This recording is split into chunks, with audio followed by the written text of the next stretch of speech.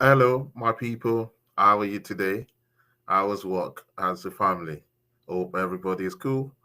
Okay, I promised you yesterday that we're going to delve into something that we've not done before on more spots. And I do hope that you're able to join me tonight for this fantastic edition of what you're not going to find on BBC. You're not going to find on all of the sports reporting channels, but only going to find on more sports because today or tonight I'm going to be taking you into the business school to see how Africans can learn from others to build, things. So the problem we've had so far is that we've always allowed people to build for us. Therefore, we're always scrambling for peanuts. We're always scrambling for the crumbs. So, permit me today to do some kind of deep dive. It's not going to be as long as yesterday's. So we will keep focused and we'll go straight to the point. So we're also going to do a lot of screen sharing, for today. So I also want you to anything you don't understand, please put in a word in there. Go to our media pages. If you are watching me from Facebook, make your comments. I can retrieve it from here and I can answer them. Yeah. So, like as I've always said to you, More Spots was founded to look at the gaps that are not covered about Black African sportsmen all over the world. And anything that affects us or anything that we can learn from, that is what More Spots do. We're here to be the mouthpiece of African and Black athletes all over the world in every form of sports. And anything that we can learn, we will, bring to you. So uh, that don't without much further ado, let us get into the business. So for those of us who have not been, watching, uh, about 2 days ago or 3 days ago, the English, or let's say the British football pyramid. When I say the football pyramid, I mean the EPL, the Championship, the English Football League, 1, 2, 3, League One, League Two, League Three. So the football, pyramids that are acknowledged by the FA. This is the first Sikh manager in the history of British football. So, if you don't know, he's taking over a club called Morecambe. And Morecambe happens to be one of the oldest clubs in the world. There were clubs that back in the days they played with the likes of Manchester United, Liverpool, Tottenham, all of these foundational clubs. That is Morecambe. So his name is Ajva Singh Yoha, and he has become the first Sikh to take the aim of a professional British football club with his appointment as Morecambe manager. As you can see, he is a 30-year-old man, and that makes him the youngest manager in the top 5 tiers of English football. So he posted on X and said, I'm extremely proud to be appointed as manager of Morecambe FC. Excited to build something special.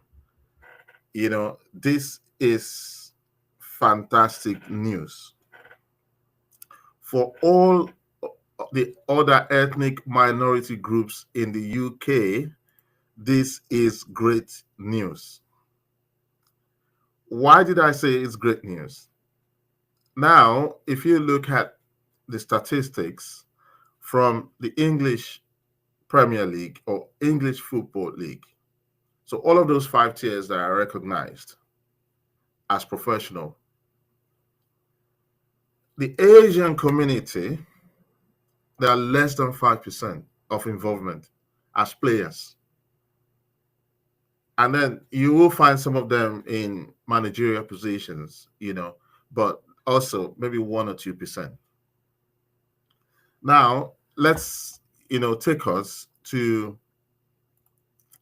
see the statistics for ethnic minority representation in UK football, right? Now, this is a 2024 research from University of Liverpool, the management school. And this professor, Sam Oye, is saying there is discrimination in football management. You can go online and watch the whole, episode. But what he is saying is there is discrimination in football management in the UK. Why did he say that? He said, while there is a substantial amount of research focused on racial discrimination against current players, very little is known about the glass ceiling Black former players face in obtaining managerial jobs. So what he's saying here is something you'll find in the next, paragraph. He's saying that 40% of all players in the English Premier League, that English Premier League is the best and the biggest sports export from Europe, not only from England, from Europe as we speak now. Over 2 billion people watch the English Premier League every season. 2 billion people in the world. So if you go to a village in Lusaka, Zambia, there is a kid that is wearing a replica of one of the teams in the English Premier League. If you go up to Egypt, you're going to see the same thing. If you go to Thailand, for instance, China, Vietnam, the US, all of the continents, you're going to see someone who is supporting a team in the English Premier League. So that is how big English Premier League is. And 40% of all the players in the English Premier League are Black players. More than 40%. So let's just use it, that 40% for now. And in the English Football League, that is the rest of the 4 tiers that follows the English Premier League. Nearly 35% are Black. But when it comes to positions of having coaches and people in the top echelons of football management, you don't find Black people there.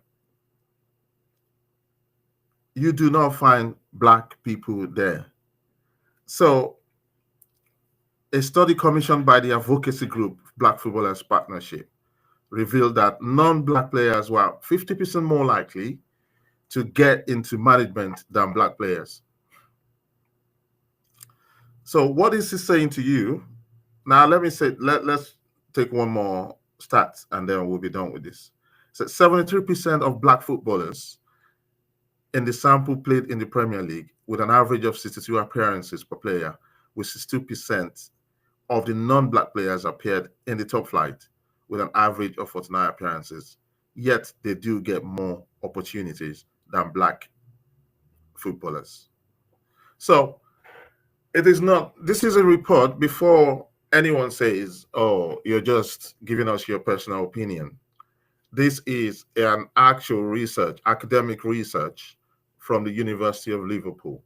And there's so many. You can do your Google search. You can use generative AI to do your search. You're going to get the same thing, what is happening now. So if you look at the Premiership, there's no black coach that leads a team. At most, they're like appendages, or it's one of the coaching staff, that kind of box ticking exercise. Have we got, a female there? Have we got a black, player there, and all of that? So that is what we get. So for you to, I brought out this research for you to understand the kind of uh, groundbreaking effort that the appointment of an Asian man, 30 years old, as the coach of one of the oldest football club in England. So now, when you listen to the news or you're just flipping through your phone, you're swiping, you get a news like that, do you just move on? So what is happening here is that there are certain things that is making black people not offered the best of opportunities. There are certain issues that we have to address that affects us as black people. So we can learn from others, right? So let us see how this has happened with the Asian community. So let's look at how they got to Morecambe and what has happened with, the takeover of Morecambe. Okay. So the team the guys who has taken over Morecambe FC are called the Punjab Warriors. Actually, Punjab is another variation of the word Punjab. Punjab Warriors.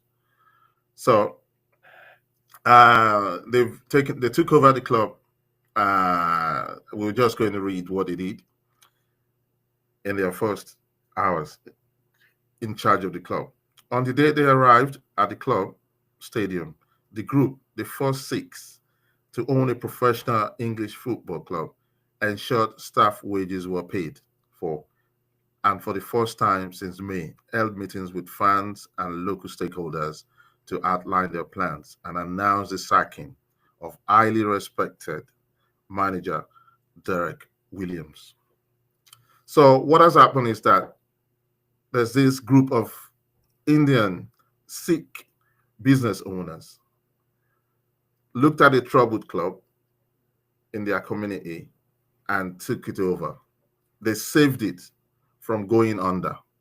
They saved it from disappearing into the oblivion. And what did they do? They sacked the old coach and they brought in their own, guy, because they're controlling the club. They have to work with a coach that understands how they want to move. So that is how they got in there.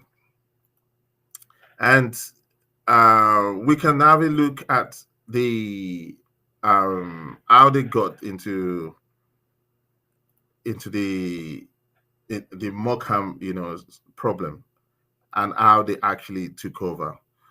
So I've done a search of and a timeline of all of the problems that led to the takeover of Morecambe FC by the Punjab Warriors. So in September 22, the club was put up for sale.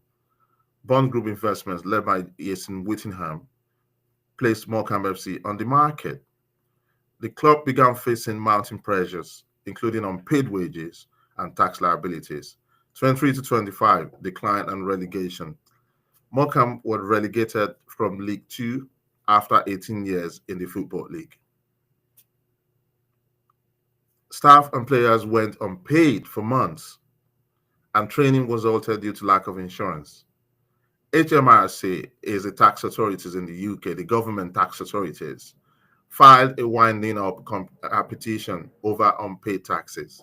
So when you don't pay your tax, they're going to file this thing against you, and then that means the end of your business. Now, summer of 2025, suspension and administration threat. The National League suspended Morecambe due to financial instability. Whittingham dismissed the board after they attempted to place the club into administration. So there's a power tussle between the guy who runs the club and board members of the club. So political figures, including Prime Minister Sikh and Culture Secretary Lisanandi, urged Whittingham to sell. They were asking him to sell this club. Don't let it go into oblivion. Don't let it wind up, and we don't hear about one of the oldest clubs in the world anymore. In August 2025, there was an agreement with Punjab Warriors. After Punjab Warriors have been negotiating with Morecambe since 2024. After over a year of stalled negotiations, a deal was reached in principle between Bond Group and Punjab Warriors, a Sikh-led investment group. The National League approved the takeover on August 17, lifting the club's suspension. A transfer embargo remains until all debts to players, staff, and HMRC are settled. And as I, repeat in the last, screen that I showed you, they've paid the players, they've paid the staff, and they're in talks to settle the HMRC debts. Now, Morecambe is now turning a new chapter. Punjab Warriors became the first Punjabi Sikh consortium to own a professional English football league. So there are two firsts in this story. Punjab Warriors are the first Punjabi Sikh consortium to own a professional English football club, and their coach, another Sikh, is the first Sikh to become a coach of a professional football club in the UK ever. So that is where the story is. That is the story. So what can we learn from this story?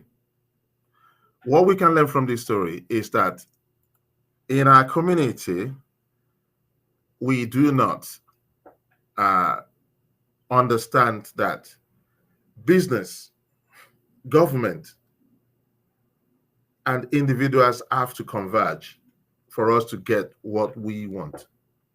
So we're going to quickly look at how the Indians, especially the Sikh and the Gujarati, how they have done this across the world. And then we'll now come back and see why it's some of the things we need to learn as Black, community. So in America, for instance, the story of, there's a theory around it anyway. Let me show you the theory so that we can now begin to get to where this has come from. There's a story called, I hope you're seeing it. Yeah. There's a book called Immigrant Networks and Social Capital by Carl L. Bankston Free. If you can, I would say you should get it. This is the book. I have it. So I'm not just coming here to say things I've not read or do not understand. So what this guy is saying in this book, I'm going to show you in a bit. What he's saying in this book, I have done a summary, of it, and the summary is here. So Carl L. Bankston Free's Immigrant Networks and Social Capital explores how social networks shape immigrant experiences and outcomes, drawing on diverse case studies. Bankston examines how connections among migrants foster access to jobs, education, and cultural adaptation. He analyzes the dual role of networks as sources of both bonding, support within communities, and bridging links to broader society, highlighting how economic and social contexts influence these ties. The book critiques and refines social capital theory. offering a clear, accessible framework for understanding migration through the lens of relationships, trust, and collective resources. It's both scholarly and practical in scope. So that is what that book is all about. And um, let me just summarize a story that we're going to check some of it later, but for the sake of time. Now, the Indians started to migrate into the US after the war, after the Second World War. The Second World War ended in 1945, and the Indians were seeking economic opportunities. So they started migrating, As they were migrating, the Japanese communities were feeling that they were discriminated against in the war. They were actually, put in concentration camps or forced to go and fight to prove that they're loyal to America. And these Indians started to buy the hotel businesses that some of they call them motels in America. They are low end, forms of hotels. And they started to buy up, these services. But they started to do something differently than other people. So what they were doing is, to run any business, what you need is stable labor and committed staff and cash flow. Your cash flow quadrant must be solid. Now, how did the Indians play it? They would look for their own people who understands their cultural mindset about work, about putting in the shift. And what do? They buy motels. When you buy these motels, you have areas in which you have like administrative blocks, and they took part of the motels to house the people that their own people that they brought in. Some of them already in America, and some of them sent from India to come into America and work, for them. So when they come in, they're going to give them free accommodation, and they will give them good salary. I mean, the salary is not as much as what others give, but it was good enough for someone who is just coming in. And they work together. And what happens is that the other competition cannot compete with these Indian businesses because they have to hire labor at the market rates. And the labor they have to travel away, from the site and come back. But these Indians are living there, so they are the live-in staff. And they started to take one motel. One motel became 2, 3, 4, 5, and they have thousands until 60% of all the motel business is in the hands of the Indians. And now they began to have kids, and those kids went to Harvard. They went to the best schools, and they come back, use the wealth that has been generated to take over businesses. And they also have ownership of fantastic 5-star, 4-star, 3-star hotels in America. And they've sustained that business model from that time till now. Now, that is it. So let me just show you so that we can now connect it to what has happened with Morecambe. Now, the story I was telling you is this is Bloomberg. It is there how Indian Americans came to dominate hotel ownership. Plus the latest, that's it. So we have to go down to the story itself. So this is the one we are interested in, right? How Indian Americans became hotel owners. A thing you discover quickly as a reporter on the lodging beat is that when you track down the owner of a US hotel to ask them about safety procedures during the COVID-19 pandemic or staffing challenges in the travel boom that followed, or some other topic, it's not uncommon for them to be named Patel. They are second or third generation operators who grew up in the family business.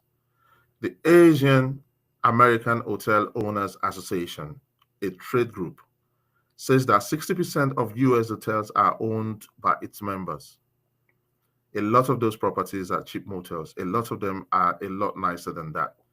Now, you can see what I just explained. All of the kids that they had growing that business did not move away from the business. They were retained in the business. They got education and certification, and they come back and grew the business even further. And now, what has happened when we talk about networks, immigrant networks? It is the people from the same place who have traveled to different places and have obtained some kind of economic power, social power that they share among themselves. And that is what I explained by them bringing in other Indians, working for them, making sure they also progress, and then all of that, put together. So that is what this book, describes. So when you hear about the Punjab Warriors Group, an investment company, it does not mean that the money used to take over Morecambe FC came from the Indians who are in the UK alone. So when you have Indians who are successful in Canada, successful in the US, successful in Africa, successful in the UK, and everywhere else, they always have this connection where they can say, okay, you know what? There's an opportunity there. Let's take advantage of it. All they need to do is invest a bit of what they've got, a tiny bit. But when many people are pulling their resources together, it makes a mighty ocean. And they're able to make these sort of acquisitions. And from here now, they can take that team into the Premier League. And they will earn so much money going forward, doing all of that. So this is not, when you look into the African community, this is not present. The business, part of Africans or Black communities do not meet up with the intellectual communities who could put all of these ideas and frameworks into how it is workable for them. And also, the guys who are within the sports, imagine if the Indians have 40% of Asians playing in the league. They would have so much more pots of investment to tap from. We have it. The Black people have it. And this is why when I was talking about some of our more successful players going off to Saudi to take the money and keep that money for investments, this is exactly the sort of things that I meant. Now, guys, the difference between the Indian community and the African community is that they don't try to get from what somebody else has built. Yeah, of course, in the course of their businesses, earning a livelihood, they can work for you, do whatever it is, but they are busy building their own structures. They're building their own structures. Now, in the African community, we don't build structures. We're always looking for structures that other people have built, and that is not good enough. So that is a lesson that we can learn, from. We are not going to say we don't have control of what anybody does, but look at the Saudi system. You take advantage of opportunities that are happening right here and now. The Saudi money is not going to be there forever. Go and check out the videos that we did before on these issues. Go to our YouTube page. You'll see the video that we did on Osimhen. Look, the Saudis, they're just trying to sport wash. So the money is there for a reason. They want to turn around their economy. They want to change the direction structurally of the economy. So that's why they're spending all of this money. Once they've achieved their aim, they won't be spending as much as that any longer. So when the opportunity is there, take the money. When you take the money, then start to get yourself educated. How can we say that black, there are 40%, over 40% players in the English Premier League are black? They're African, blacks, Jamaicans, whatever. They're taking home hefty salaries. And what are they doing with the money? They're flying private jets, they're buying luxury cars, living it lavishly and all of that. I'm not saying any of that is wrong. No, I'm not criticizing anybody. But what I'm saying is that there's more to life than the present enjoyment. You're going to retire. You're going to now start to look for structures to put your money into. When you go and put your money into other people's structures, it's what they give you at the end of the day. It's for you and yourself. Now, you see what the takeover of Morecambe has done for the Sikh. Immediately, they were able to bring in their own man. You're going to be the coach. Nobody's able to question them. You're not going to question them. If he's not performing, he will get more leeway to right the wrongs, to do better than we have black coaches. Once they employ them, if they don't win anything within 6 months, they're out of the door. That's how it works when you don't have roots. So this is what we mean, that when the opportunity is there, please, please, please take the money and build connections. Social networks trumps your individual money. Social networks, they work for you even long after you are dead. They will work for your kids. They will work for your kids' kids. Ownership. That is what we mean. This is the sort of thing we mean. Now, if you go to Morecambe now, they're bringing in a different culture, which is a Sikh culture, the Indian culture, into that space. They're giving another Sikh an opportunity to experience something they've not experienced before, to become the first Sikh coach in the UK. It's on record. So this is what we mean when we say these things. You're not going to hear about this on the BBC. You're not going to hear about it on your football channels. But you're going to hear it on most sports. And that's why you need to help us as well. Click like, share, join our page, go up to YouTube channel, join us there. We're on Instagram, join us there. Let's push this sort of stories that are beyond entertainment. Let's push it out there so that we can begin to connect at these levels. They call it neural networks. We're everywhere, but we're not connecting. We're not connected. If we are everywhere and we're connected, we will be doing mighty things. There are so many clubs we can take over. Like, do you know how many blacks live in the UK? Whether you like football or not, if we build networks of trust and we want to buy a club, guys, we don't even need to donate more than £1 to £5 a month for a period of time, maybe 2, 3, 4 years, and become shareholders and buy these clubs. And they will turn in opportunities for us. But because we're not connected and we're not united and we're not having this intellectual bandwidth to understand how we need to act in the marketplace, then we lose this opportunity. So thank you so much, guys. I do appreciate you stopping by to listen to me on this. Share it with your friends, share it with your family, and stay connected to more sports. We do hope that you have a fantastic rest of the evening. Tomorrow, join me. Let's go back to Premier League. Let's talk some what is happening again in the world of sports. I see Okafor are signed for Leeds. There's so many African players, like I said, over 40%. They're pouring into the league.